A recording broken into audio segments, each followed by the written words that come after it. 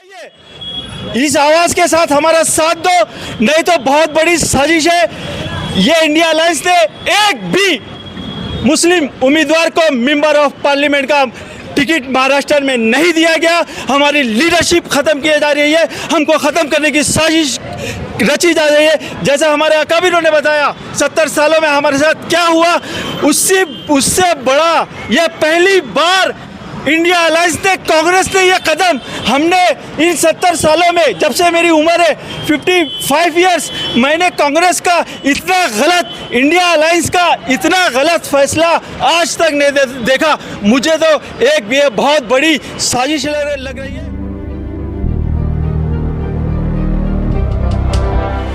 जय हिंद दोस्तों, इस वक्त मैं मौजूद हूँ मुंबई गवंडी के इलाके में और ये गवंडी का हाईवे रोड है जो कि मानपुर घाट के ऊपर लिंक रोड इसे कहा जाता है। इस वक्त मैं यहाँ पर मौजूद हूँ और यहाँ पर मैं बात करने आया हूँ कुछ ऐसी शख्सियतों से जो कि काफ़ी चर्चा में है फ़िलहाल कुछ दिनों से। इनका तारुफ मैं आप लोगों से कराता हूँ। नाज़रीन, ये लोग हैं मुस्लिम वोटर काउंसिल ऑफ इंडिया के ज़िम्मेदारान हैं, यहाँ पर नेशनल कन्वीनियर है, स्टेट कन्वीनियर है। इनसे बात करते हैं कि जो मुद्दा इन्होंने उठाया है वो मुद्दा ये है कि महाराष्ट्र की जो 48 सीटें हैं, उन 48 सीटों पर जो मुसलमान कैंडिडेट को, मुसलमान नुमाइंदों को टिकट नहीं दिया गया है, उस विषय में इनसे बात करने आए हैं। सर, आपका नाम जानना चाहेंगे सबसे पहले? जी, मेरा नाम खान अब्दुल बारी खान है। मैं चीफ कन्वीनर हूँ मुस्लिम वोटर्स काउंसिल का। जो ये मुद्दा गुज़िश्ता 12 दिन से, तकरीबन 12-15 दिन से बहुत चर्चे में आया है कि आप लोग एक आवाज़ उठा रहे हैं कि महाराष्ट्र की जो 48 सीट है, इंडियन अलायंस ने एक भी मुस्लिम नुमाइंदा नहीं दिया। इस विषय को लेकर आप लोगों ने काफ़ी बहुत कुछ किया, ऐसा सुनने में आ रहा है। इसके पीछे की सच्चाई क्या है? हकीकत बात यह है कि मैं आपके हिंदुस्तान चैनल के माध्यम से तमाम जितने भी नाज़रीन ने उनसे ये कहना चाहता हूँ कि हम जो है सेकंड लार्जेस्ट मेजॉरिटी जो है वो इंडिया की है मुसलमान, और मुसलमान जो है आज़ादी के बाद से अब तक जो है ना अमन पसंद रहा है और सेकुलर ताकतों के साथ रहा है। और हम ये चाह रहे थे कि जब राहुल गांधी जी ने जो यात्राएं निकाली कश्मीर से कन्याकुमारी और उसके बाद उन्होंने मणिपुर से जो बॉम्बे जो यात्रा निकाली और एक नया पैगाम दिया देश के लोगों को कि अब हिंदुस्तान की राजनीति में इक़्तिदार में चेंज आएगा, तो बहुत हम होपफुल थे कि अब वाकई में एक चेंज आने वाला है। मगर जब पहला फेज़ आया और पहले फेज़ की जब इलेक्शंस के जब उम्मीदवार सामने आए तो उसमें हमें पता चला कि कहीं ना कहीं जो है इंडिया आघाड़ी और महाविकास आघाड़ी ये जो है मुसलमानों को किससे वोट तो लेना चाहती है मगर इनको नुमाइंदगी नहीं देना चाहती।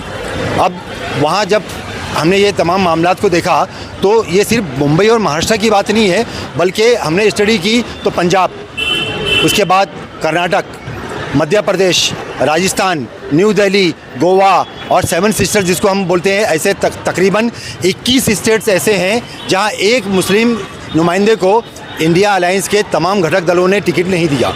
तो हमें ये उम्मीद थी कि जब हम ये लेटर भेजेंगे, हमने लेटर्स भेजे तमाम जितने भी सेकुलर जमातें जो इसमें शामिल हैं इंडिया अलायंस में, महाविकास आघाड़ी में, कि आप इस पर गौर करिए, क्योंकि अगर आपको 400 पार से अगर बीजेपी को रोकना है और आपको अगर 300 पार अगर जाना है तो आपको मुसलमानों को नुमाइंदगी देनी पड़ेगी। अब फर्स्ट फेज़ होने के बाद सेकंड फेज़ आया, उसमें भी हमने देखा कि उन्होंने कोई तवज्जो हमारे ख़त पे नहीं दी। तो हमने उनसे कहा कि हम आपको 48 घंटे का टाइम दे रहे हैं कि आप कम से कम मुंबई और महाराष्ट्र के अंदर तो एक मुस्लिम उम्मीदवार दे दो। मगर मैं समझता हूं कि आज तक एक भी मुस्लिम उम्मीदवार का इन्होंने नाम का अनाउंसमेंट नहीं किया। मतलब जब अब ये बात यहाँ पर यही आ रही है ना कि अगर जब ये आप पैगाम दे रहे हैं कि गुज़िश्ता 12-15 दिन से या फर्स्ट फेज़ के बाद आप लोग थोड़ा सा एक्टिव हुए, आखिर चुनाव आने पर ही आप लोग एक्टिव क्यों हुए? जब आपको ऐसा लग रहा था तो 2-4-6 महीने पहले ही आप इस पर काम करते। देखिए, जब तक किसी भी पार्टी की कैंडिडेट की लिस्ट आती नहीं है तो आप उसके ऊपर ऑब्जेक्शन नहीं ले सकते। हो सकता था, उम्मीद थी हमें कि जो माहौल बना हुआ है तो आने वाले जो पिछले जो हमारे तजुर्बात रहे हैं उसके बिना पर ये जो वक्त है, क्योंकि इंडिया अलायंस ने क्या कहा था कि इस वक्त जो है संविधान खतरे में है, इस वक्त जो है ये देश का आखिरी इलेक्शन है, इस वक्त के इसके बाद कभी इलेक्शन नहीं होगा। तो हमने ये सोचा था कि जो राहुल गांधी और तमाम लोगों ने कहा है उस पर वो अमल करेंगे। तमाम जाति बिरादरी के जितने भी लोगों को उन्होंने टिकट दी है उसी तरह मुसलमानों को भी उनकी नुमाइंदगी देंगे। और दूसरी एक बात मैं बताना चाहता हूँ कि देश के अंदर जो हमारी पॉपुलेशन है मुसलमानों की, उसके अनुसार अनुपात में अगर आप देखेंगे तो 80 से प्लस ऐसी सीट्स है जहां मुसलमान जो है एक ऐसी ही ताकत रखता है कि वो किसी को जिता सकता है, किसी को हरा सकता है। मगर आपने अभी मेरे पास एक डेटा है, देखिए ये है वो डेटा जो स्टेट्स के नाम है जहां एक भी मुस्लिम उम्मीदवार को इंडिया अलायंस ने टिकट नहीं दिया है। महाराष्ट्र, गुजरात, मध्य प्रदेश, राजस्थान, दिल्ली, झारखंड, हरियाणा, छत्तीसगढ़, गोवा, हिमाचल प्रदेश, पंजाब, तमिलनाडु, तेलंगाना, उत्तराखंड, अरुणाचल प्रदेश, सिक्किम, त्रिपुरा, मणिपुर, मेघालय, मिजोरम, नागालैंड और पुडुचेरी। मैं कहता हूं कि ये जो है ना, इसमें छोटी बड़ी सभी रियासतें हैं। इसमें से मैं 7 सिस्टर जो है, छोटी छोटी रियासतें जहां 2 और 3 उम्मीदवार हैं, उनको अगर मैं निकाल दूं तो कम से कम 10 से 12 ऐसे बड़े बड़े स्टेट हैं जहां मुसलमानों की अक्सरियत है, वहाँ उनको टिकट देना चाहिए था। अब इन्होंने मुसलमानों को उम्मीदवार जहां बनाया है, उसका भी मैं आपके माध्यम से आवाम को बताना चाहता हूं कि कितने मुसलमानों को किस स्टेट में उन्होंने टिकट दिया है। आंध्र प्रदेश में सिर्फ 1 मुसलमानों को टिकट दिया उन्होंने, असम के अंदर 2, कर्नाटका जहां उनकी अब गवर्नमेंट है वहाँ 1, उड़ीसा में 1, बिहार उसमें 4 मुसलमानों को दिया गया है, जिसमें से 2 जो है कांग्रेस ने दिया है और 2 आरजेडी ने दिया है उम्मीदवार। तीसरी बात, केरला जो है, केरला के अंदर 3 सीट मुसलमानों को दी गई है, कांग्रेस ने 1 दिया है और इंडियन यूनियन मुस्लिम लीग ने 2 उम्मीदवारों को दिया है। उसी तरह 80 सीटों का जो सबसे बड़ा देश का जो हमारा राज्य है वो है उत्तर प्रदेश। उत्तर प्रदेश से हमें बहुत ज़्यादा उम्मीद थी, मगर उत्तर प्रदेश में भी सिर्फ 6 सीटों के ऊपर मुसलमानों को टिकट दिया गया है, जिसमें से कांग्रेस आई ने सिर्फ 2 और समाजवादी पार्टी ने 4 उम्मीदवारों को टिकट दिया है। उसके साथ साथ वेस्ट बंगाल का जो क्षेत्र है उसके अंदर सबसे ज़्यादा 7 सीटें जो है मुसलमानों को दी गई है, जिसमें कांग्रेस ने 5 दी है और CPIM 2 उन्होंने 2 सीट दी है। उसके बाद जम्मू कश्मीर जो मुकम्मल मैं समझता हूँ कि 95% मुस्लिम पॉपुलेशन का इलाका है, वहाँ 2 कैंडिडेट कांग्रेस के खाते में आए और नेशनल कॉन्फ्रेंस के हिस्से में 3 सीट आई है, उसमें से कांग्रेस ने 1 भी मुसलमान को टिकट नहीं दिया। अब ये बातें आपको मैंने बता दी, अब मैं आंकड़े आपको बताता हूँ कि किस पार्टी ने कितने उम्मीदवार जो है इस इलेक्शन में मुसलमानों को टिकट देकर उतारा है।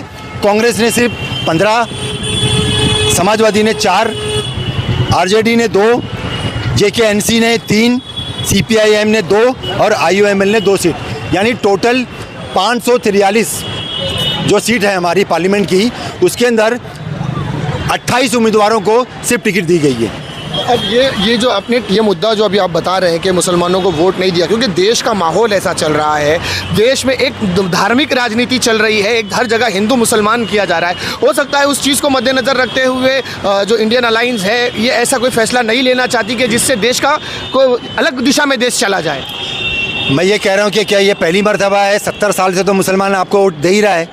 हाँ, तो क्या 70 साल के बाद भी आप मुसलमानों को खाली वोट लेने के लिए इस्तेमाल करोगे?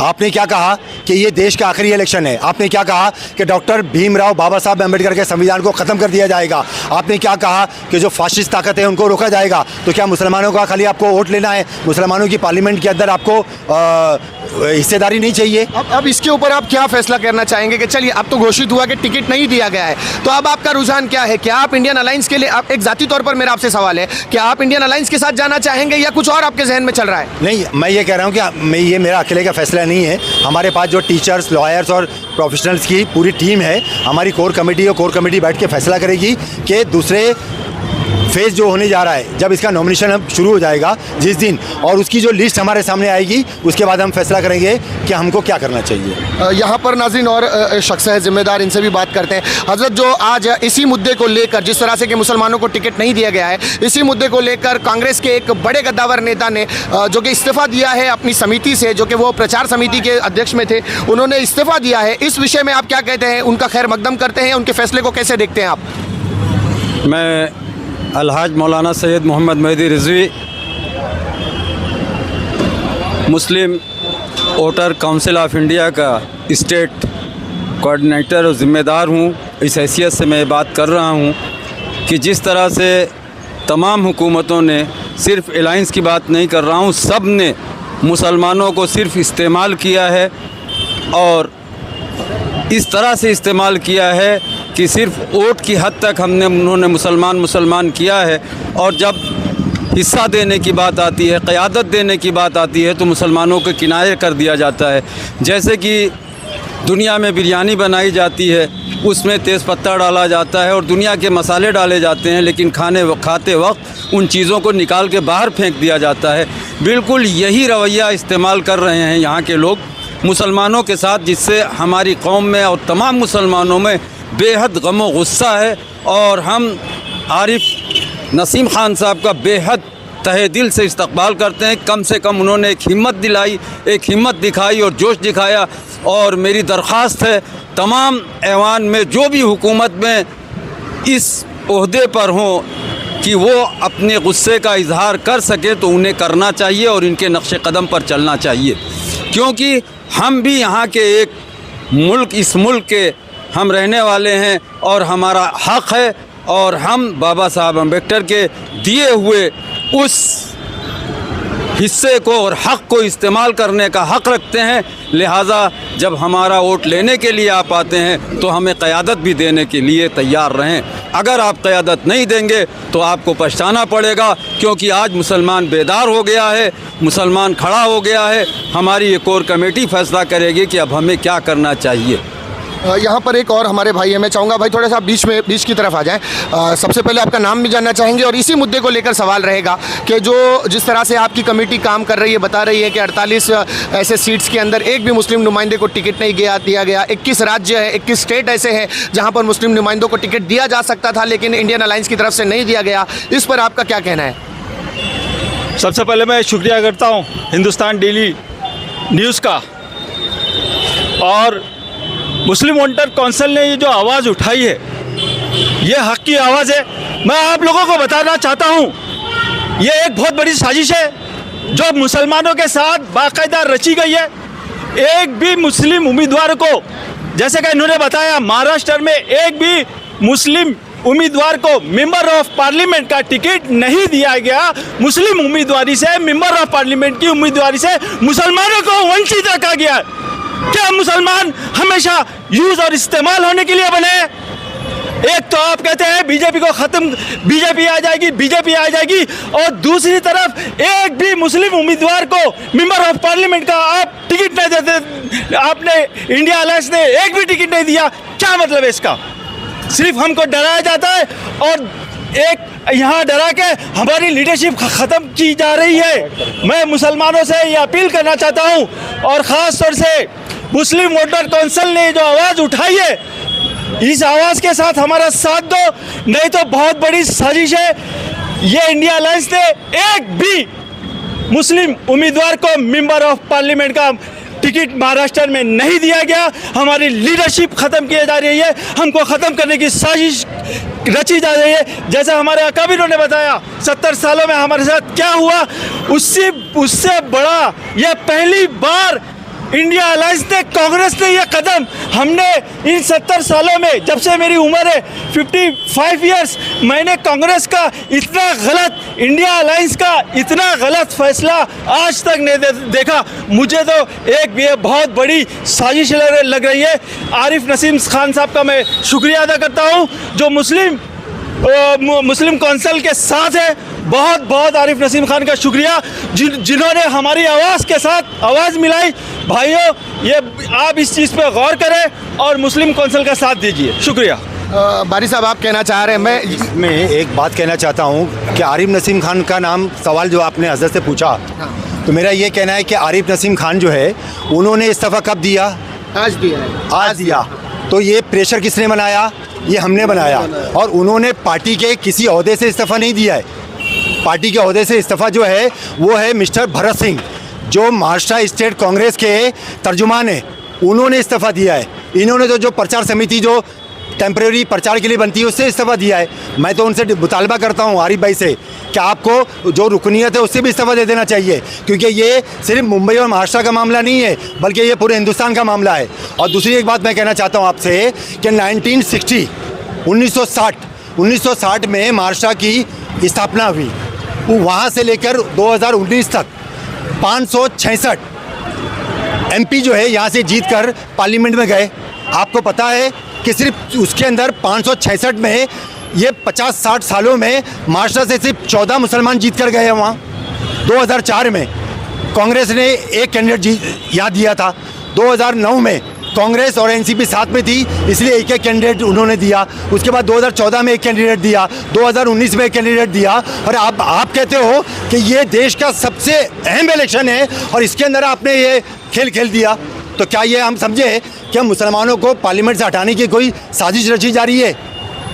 जब उसके ऊपर एक आरएसएस का धब्बा है बीजेपी पे, तो आपके अंदर कौन लोग घुसे हैं? ये कांग्रेस को, सोनिया गांधी को, राहुल गांधी को देखना पड़ेगा। अब यहाँ बारी भाई मेरा फिर से वही सवाल है कि जिस तरह से आप कह रहे हैं कि मुसलमानों को टिकट नहीं दिया गया, तो आप 10 ऐसे इच्छुक उम्मीदवार तो बताएं कि जिन्होंने टिकट मांगा हो और कांग्रेस ने उन्हें नकार दिया हो। सुनिए, ये काम जो है ना वो पार्टी का 10 साल से है। कांग्रेस जो है सत्ता में नहीं है, 10 साल से कांग्रेस है ना विपक्ष में बैठी है। ये काम अगर ईमानदारी अगर होती तो 10 सालों में कांग्रेस ने पूरे स्टेट से एक एक उम्मीदवार क्यों नहीं ढूंढा उन्होंने? ये काम उनका है, ये हमारा काम नहीं है। हम लोग कोई नेशनल पॉलिटिकल पार्टी नहीं चला रहे। मैं कहता हूं अगर नहीं है, मैं आपके माध्यम से चैलेंज करता हूं कांग्रेस के जिम्मेदारों को कि अगर आपको कैंडिडेट नहीं मिलते हैं, आप जो है हिंदुस्तान के माध्यम से हमसे राब्ता कायम करिए। हम आपको हाईली एजुकेटेड कैंडिडेट जहां से आप बोलेंगे वहां से देने के लिए तैयार है। एक सवाल इसमें मेरा ये है कि इसी विषय को लेकर आईपीएस ऑफिसर अब्दुल रहमान साहब ने एनआरसीसी के इसमें अपने नौकरी से इस्तीफा दिया था। उन्होंने एक अच्छा रिसर्च किया था, एक पॉलिटिकल किताब उन्होंने लिखी है जिसमें उन्होंने बताया था कि पूरे देश भर में कौन सी ऐसी कॉन्स्टिट्यूंसी है जहां पर मुसलमानों की अक्सरियत है। आप उनके उस फैसले को लेकर, क्या उसी मुद्दे को लेकर आप लोग रोड पे तो नहीं निकले? मैं कह रहा हूं कि ये बात जो है ये तकरीबन 2 या 3 साल पहले की बात है। अगर इन्होंने ये इलेक्शन में अगर मुसलमानों को टिकट दे दिया होता तो आपका सवाल जो है वो उसका कोई मान ही नहीं है। अगर उन्होंने वो किताब लिखी थी तो उन्होंने एक तज्जिया पेश किया कि मुसलमानों के साथ इस तरह हो रहा है, मगर अगर इन्होंने टिकट दे दिया होता तो हम रोड के ऊपर क्यों आते, ये तंजीम एक्टिव क्यों होती? उन्होंने नहीं दिया, इसलिए हम एहतजाज कर रहे हैं। और उस एहतजाज का नतीजा है कि आरिफ नसीम खान, भरत सिंह वगैरह ये तमाम लोगों ने इस्तीफा दे दिया। आज पूरे बॉम्बे और पूरे महाराष्ट्र में इसकी चर्चा हो रही है और होनी भी चाहिए चर्चा। आज भी वक्त है सेकेंड फेज़ के लिए। 3rd phase, 4th phase, 5th और 6th और 7th फेज़ बाकी है। हिंदुस्तान के माध्यम से मैं आपसे फिर गुजारिश करता हूं कि देश का मुसलमान बैठा हुआ है इंडिया अलायंस को जिताने के लिए, और ये बहुत सुनहरी मौका है कि राहुल गांधी जी की जो मेहनत है उसको रायगा मत जाने दीजिए आप, मगर मुसलमानों के ज़ख्मों के ऊपर नमक मत छिड़किए। उनको आपने नौकरी नहीं दी, उनको आपने शिक्षा के अंदर रिजर्वेशन नहीं दिया, मगर कम से कम जो उनकी आबादी है वो तनासुब से आप कम से कम उनको टिकट तो दे दो। बस यही कहना है हमारा। नाज़रीन, देखा आपने इस वक्त मुस्लिम वोटर काउंसिल ऑफ इंडिया के ये जिम्मेदारान यहाँ पर खड़े थे। इनकी यही मांग है कि 48 नहीं, मैं कहूँगा जो 21 राज्य है जहाँ पर मुस्लिम अक्सरियत है, उन राज्यों के अंदर जो कि टिकट नहीं दिया गया है मुस्लिम नुमाइंदों को, उस चीज़ को लेकर इनमें बहुत गुस्सा है, बहुत उत्साह है। इन्होंने काफ़ी ईमेल्स किए हैं इंडियन अलायंस को, बाकायदा लेटर फॉरवर्ड किया था और उसका इंतज़ार भी किया कि शायद आने वाले दूसरे चरण में जब उम्मीदवार घोषित किए जाएंगे, हो सकता है उसमें से किसी एक मुस्लिम नुमाइंदे का नाम निकल कर आए। ऐसे ही जोश के साथ इन्होंने अपनी बातों को रखा। नाज़रीन, इस वीडियो को आप जब देखेंगे तो बताइएगा कि इनका ये कदम किस हद तक सही है, क्या लोगों को इनका समर्थन करना चाहिए, या जो कुछ भी आपके जहन में है उसको खुलकर हमारे कमेंट बॉक्स में ज़रूर बताइएगा। मैं सिराज शेख, कैमरामैन बशीर मचा के साथ फिर मिलूंगा किसी अगली खबर के साथ। तब तक के लिए जय हिंद।